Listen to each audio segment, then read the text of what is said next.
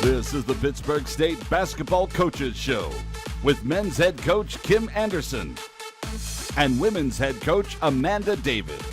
And now your host, George Balecki. Good evening and welcome to this season's final installment of the Pittsburg State Basketball Coaches Show. With me, as always, head men's coach Kim Anderson. I'm your host, George Balecki. Women's head coach Amanda David will join me later on. The Gorillas split their week on the road, closing out a Tuesday-Thursday game week with a sweep over Emporia. Coach, what a feeling of relief I bet it must be. You end the 7-game win streak. You ended on the road. Not only that, you come back from down 14 points, too. 7-game losing streak. 7-game losing streak. I wish it was a 7-game win streak. Yeah, it was great, and I was really pleased with our guys because we got down, 14 points in the second half, and this team has been this way the whole year. They never give up, and they've always played hard. They just haven't always played well, and it was really a sigh of relief, I think, for all of us to be able to come back and win a game, especially on the road against Emporia. That's right. I mentioned, plenty of the losses in that streak came in dramatic fashion. Of course, you finally get the win to bust it in dramatic fashion as well. But before we can get to Emporia, the week started at rival Missouri Southern. And walking into the gym, first sight you see is these shirts. And if you questioned if Southern's making it a big night, that's the answer right there. Got down early, though, but Christian Edmondson, he'd make it a 13-6 deficit. I was excited to see his matchup of him go against Cam Martin again. I was proud of him. He fought it, and he's continued to get better and better. And we got some help from John Murray in this game, but certainly you just can't spot Southern 18 points in the first half and expect to come back. And they shot the ball well, and certainly their inside-outside game was a big factor. And Reggie Tharp hitting the three right there, 23% shooter from three on the year. When he starts clicking, that'll throw a thorn in your scout. But on the other end, Don driving, deficit to 9. Then we saw how quick the tempo was of this game. Tharp again, that was 3 consecutive possessions. Tharp, Don, then Tharp again. Yeah, and got to give credit to Tharp.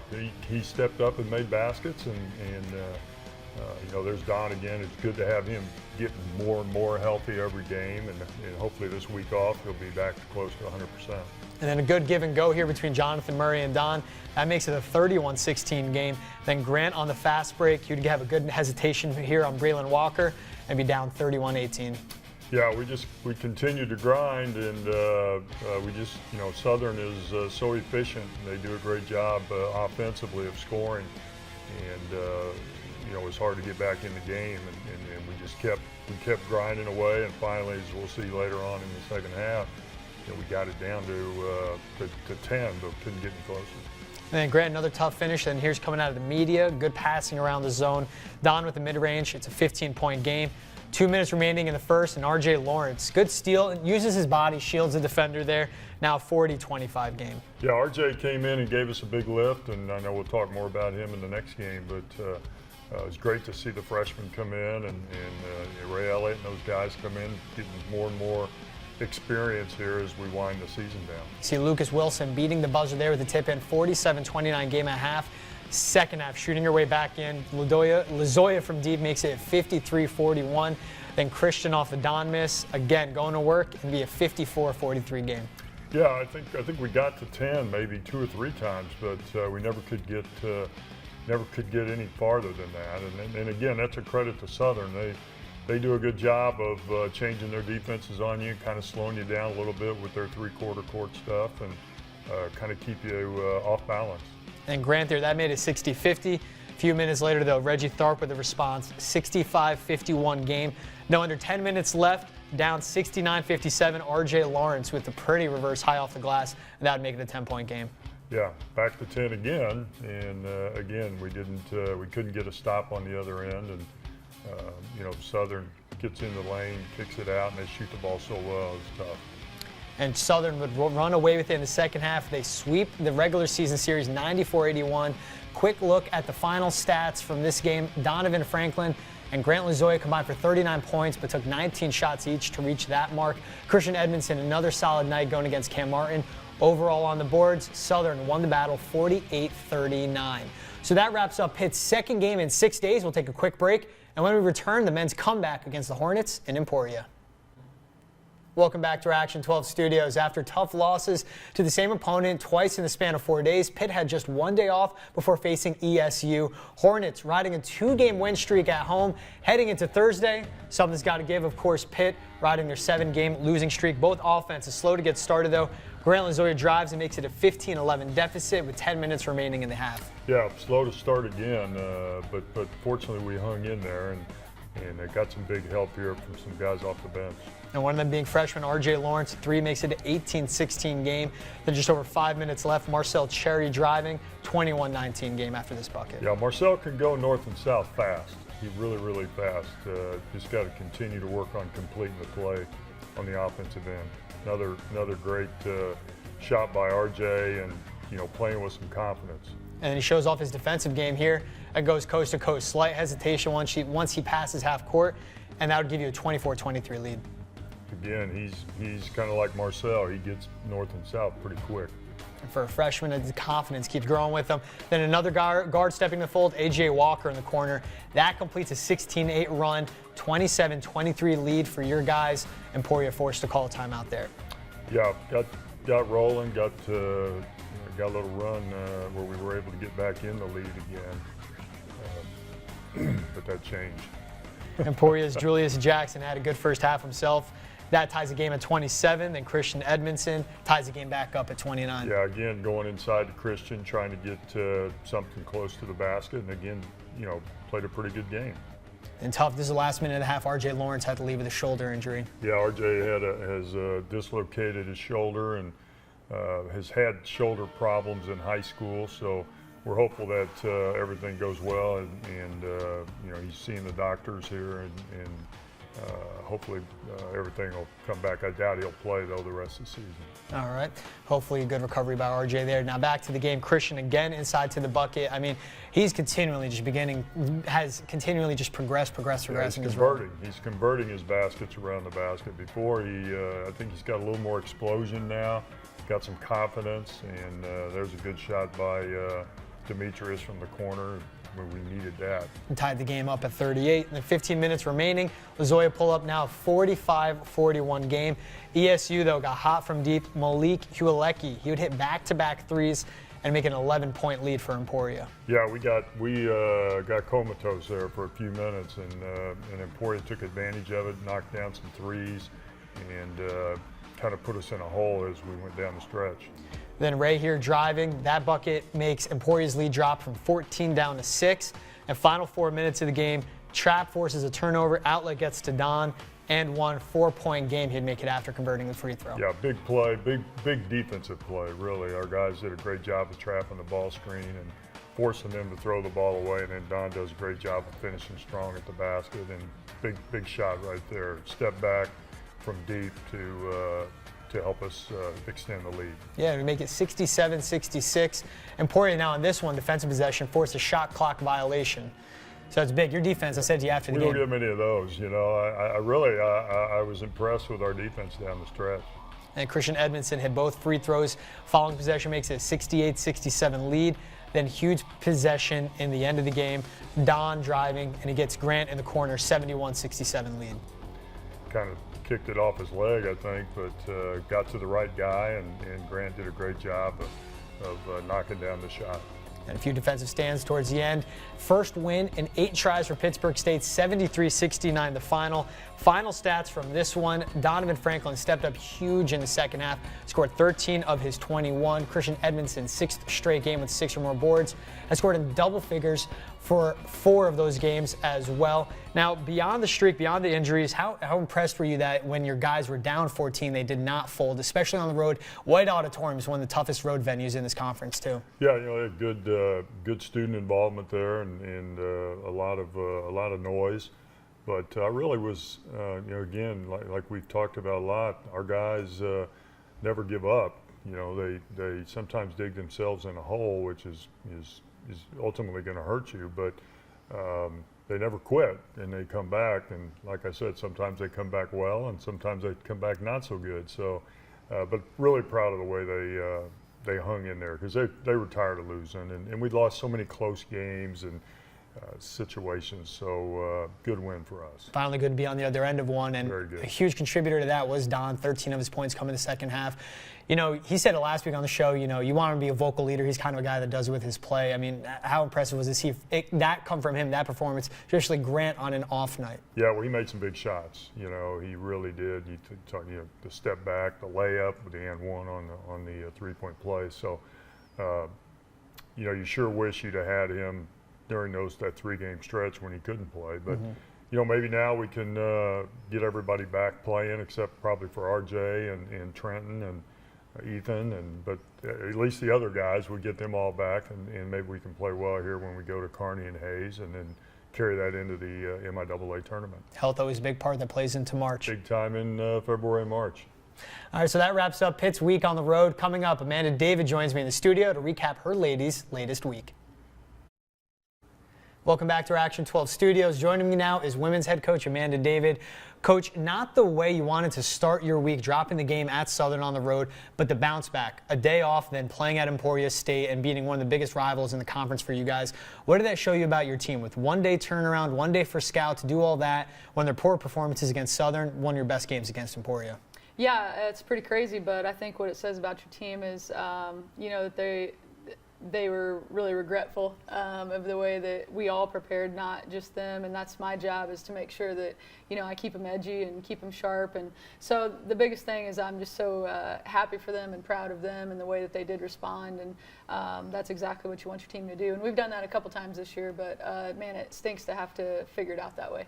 All right, so before we get to White Auditorium, we head to Leggett and Platte for the Border State rivalry. Last regular season meeting for senior Shelby Lopez, trying to close out her career undefeated versus Moso. Last one coming in LMP as well. Lions opened up with a 3-0 lead. Then on the fast break, Kaylee DeMitz to Maya Williams. Carthage native ties the game up from deep. Yeah, you thought that was going to be like, okay, here we go, let's get going. And, you know, Southern just kept coming at us. And that's, you know, a great point for them is that they really did take it to us that first quarter. And of course, them playing on their senior night as well, stepping up big. Tristan Gegg there driving. Tough finish off the window, down 9-7. And good ball movement. Megan Scott to Sid Tracy makes it an 11-9 game. Great job of Sid to get, you know, a high percentage shot there, and great passing by Megan. And, you know, Tristan finishing with some contact there. And, you know, she's little, but she can really finish with contact well. She's improved her inside game a bunch. And, of course, you know who's a good outside game? Shelby Lopez off the Sydney Crane assist off the steal. That'll give you your first lead of the game, 12-11. Final minute of the first, though, Destiny Kozar from 7. This for Southern, that gives them a 19-14 lead. They constantly had the responses all afternoon long. They really did, and that's where, again, first quarter we didn't want to give up any threes, and that was some scouting errors that we just didn't do, and that they did capitalize on. And then Katie on the pick and roll to Athena makes it 20-19 lead. And Maya on the fast break veteran move, 22-19 advantage. Yeah, that's a very nice move for Maya. And, you know, usually she likes to power up, but that's pretty finesse for her. Really good job by her. And it's Chastity Owens responding. And one ties the game at 22-all. And down to Tristan Gegg would drive with the floater. And that would tie the game up at 24. Yeah, Tristan, like I said, she moves well without the ball, and she really has a great range from three-point to floater to finishing with contact, so love seeing that from her. Last 4 minutes of the half, though, it seemed like that just belonged to Southern. That Morgan Brightwell 3-minute 36-26 lead. Yeah, what was it, a 12-2 run or a 14-2 run? And so just, yeah, you know, I think we called a timeout at being down 10, and then it just, those threes can really get you, and we've talked about that all year long, that we have to contest every shot. That second three makes it 39-26 game. Close the half with a 43-28 lead. Third corner, it would start with Athena in the high post, back down and make it a 45-30 deficit by Pitt. Yeah, Athena's done a great job all year of giving us lifts and being strong in the post and rebounding well. And, you know, we didn't rebound so well in this game as a group, and so I think that's really what was tough. And, man, Shelby, that's just an amazing finish right there. She's really good at short corner jumpers, off the move or off the pass. And seeing these two seniors go at it, Chelsea Henry for Southern, Shelby for Pitt, of course, that was just fun to watch. But the energy coming off your bench, was Marina Bosa hits a three, make it a 57-42 game. Yeah, definitely. You know, we had pressed, I think, a little bit, maybe right after that, I'm not sure. But I know, you know, Marina came in and gave us that lift, was nice, but just couldn't keep it rolling. And just as Southern closed out the second quarter well, for them it was in the third. Lane Skiles from Purdy with 2 threes, and that really, to me, from my humble opinion, that has kind of put the nail in the coffin. Yeah, it's tough to watch again, but I know Southern was really ready to play that game as their senior night, and credit to them that for that, and just that they caught us on our heels a little bit. You know, it's like we came out and they just started punching on us and kind of got us wide-eyed instead of, you know, at some point they just kind of took over instead of us really being able to battle back. So Southern gets a win, 77-63. Final stats from this one. Gorillas actually shot better from the floor, 46% compared to Southern's 42, but Pitt shot just 12 for 22 from the free throw line. Southern 33 points off their bench, PSU with 25. So that's a wrap on that rivalry, but Thursday Pitt had to get set for another as they went to Emporia State. Those highlights coming up next on the PSU Basketball Coaches Show. Welcome back to our Action 12 Studios. Women's head coach Amanda David alongside me. From one rivalry to the next, Pitt State faced off with the evil empire of Emporia State Thursday night. And Emporia women riding an 8-game win streak, which started at your place on January 23rd. Your ladies beyond ready for this game. Best energy I've seen from the start of the game from them all season long, from the games that I've shot at least. Yeah, I think from what we watched on film, I don't think our girls could have been better prepared and better ready to execute the offensive side of it and the defensive side of it, and that goes to the players for really preparing in one day and making sure that they were totally cued in to what we needed to accomplish on both ends of the floor. And especially it's attacking, I've said it, you know, the first time you played them, doing well against that athletic zone that Emporia has. Yeah, it's really tough, and they have a couple different presses and a couple different zone defenses, so you don't get to just stay in the same rhythm all game, but it seemed like our girls really, you know, tried to continue that from one to the next. And Maya Williams 3 made it a 13-5 lead, and then DeMitz gets her dribble stopped. Maher open in the corner though, 16-7 lead. Yeah, I thought every player, I mean, from Shelby to Kaylee to Maher to Maya, when you're all four of you are making threes, it's contagious, just like we said about the Southern game, both sides of the ball. And good defense there. Shelby with the help. Megan comes up with the ball. And like you said, the fourth name in that one, KD for 3. Yeah, I've honestly never seen Megan Maher be so aggressive with the basketball against the press. We don't get pressed a lot, but I just really enjoyed watching her do that and set up some plays. And then again, Shelby just knocking one down, you know, just really comfortable. And against the press, that doesn't happen very often. Shelby's walking up, open in transition. A big mistake there by the Lady Hornets. Now in the second, more good passing around the zone. Athena Alvarado with the finish, 28-17 lead. Ethan said it Thursday night running the highlights. Shelby's reaction is what makes this play for me. Yeah, it does, and that's where I think the girls were just so invested, and so they wanted to answer so bad. They wanted to respond with the Southern game, and this was a great game for them to do so. And so, like I said, can't be more proud. I mean, Kaylee had her hands active and feet active all the time. She was really looking for opportunities to help her teammates, and then again, you know, Marina there stepping up, Bosa, and just making sure that she makes a shot. That was, you know, Kaylee really created that for her, and being there and knocking it down. And that was with 5 minutes left. That would make it a 34-20 lead. Just over 2 minutes left now. Maya around the rim. Couldn't capitalize on the and one, but still 14-point lead. 40-26 lead at half. Come out in the locker room, shooter still clicking. Shelby Lopez, you said it before in the prior game, off the screen, 44-29 lead. Yeah, what a great look by Kaylee, and I think she wanted to squeeze that through to Athena, but Shelby continuing to move without the basketball is important. And man, Tristan can really stretch the floor, and I don't know if they were quite ready to see her coming up on that one. I wasn't ready for that one either. Happy I got it. 46-33 game. Lady Hornets, one of the top programs in the conference for a reason, though. Emily Miller 3 makes it a 9-point game. 3 minutes left in the third. Moving fast yourself, Sydney Tracy. Good move to get around Tyra Jones. Yeah, and that looks very similar from the Southern game as well. And I make it 58-46 lead. And passing around the zone again, Tracy comes up short. Maya Williams, though, one of the stronger offensive players in this conference, has her back. Yeah, she did such an awesome job on the boards, having her teammates back. And I think that's where the zone, when it shifts, you can get those on the backside and seal in, seal out. So just what a great job. Man, that one caught us on our heels. We're standing right there. But, you know, we didn't want anything to shift to where, I mean, I feel like they have the momentum, but when we came to the court, to the bench, we just kept saying they don't have any momentum. We just denied it in our own minds and tried to keep it going. And they tried to carry it over to the fourth, but KD again stepping up, good feed down low to Maya off the glass. It was just the execution was there. That was definitely an executed play, and great pass, there's another one that was really good. So I just thought our players really just were reading each other extremely well. And there's one field goal in the final 4 minutes of the game, and it got boring, but a good boring, because Maya and Kaylee DeMitz kept going to the free throw line, keeping the lead at 6. Emporia would not go away, though. Addie Lackey, 3 would be off on this next sequence. Callie Martin, offensive rebound, just chucks one up, and there's under 15 seconds left in the game. And this falls. What a tough shot. That's incredible. They had a couple of those as the stretch went down, and luckily, even against this part of the pressure, we were still keeping our composure. And we see Katie step up to the line and hits them. 82-76 the final. First win over Emporia State since March of 2016. See how much it means to the girls there. Final stats in this contest.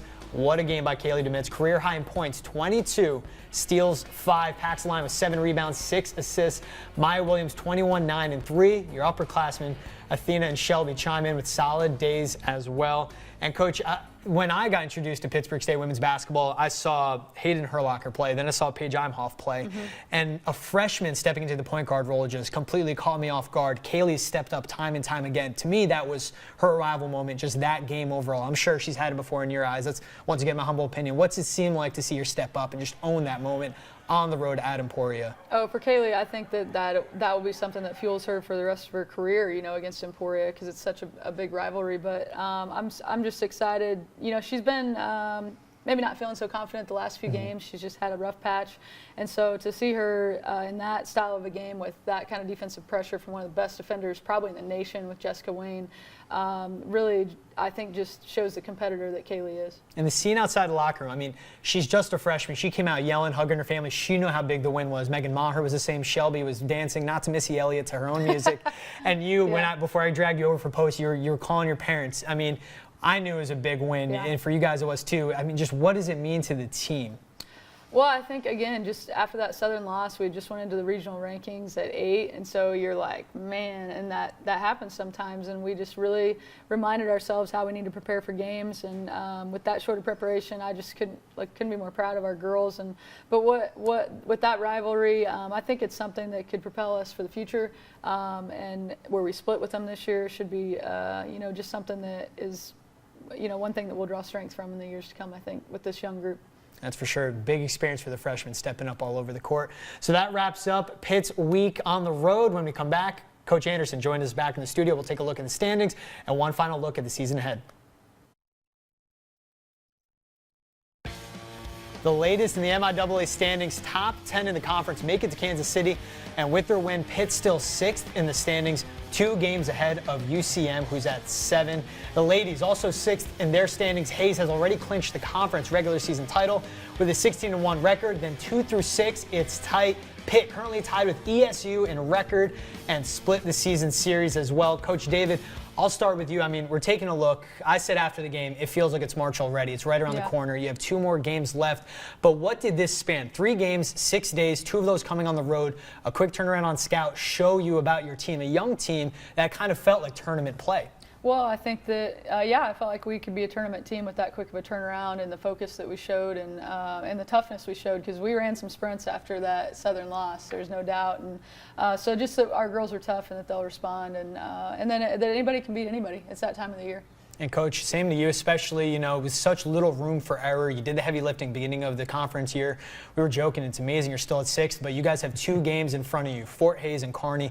Tight, close losses in the final minutes of those games. How important is it to get those and just capitalize on that? This week, you could go up, you could go down, you could stay the same. So obviously we need to take the trip up north and out west to Hays and win those games.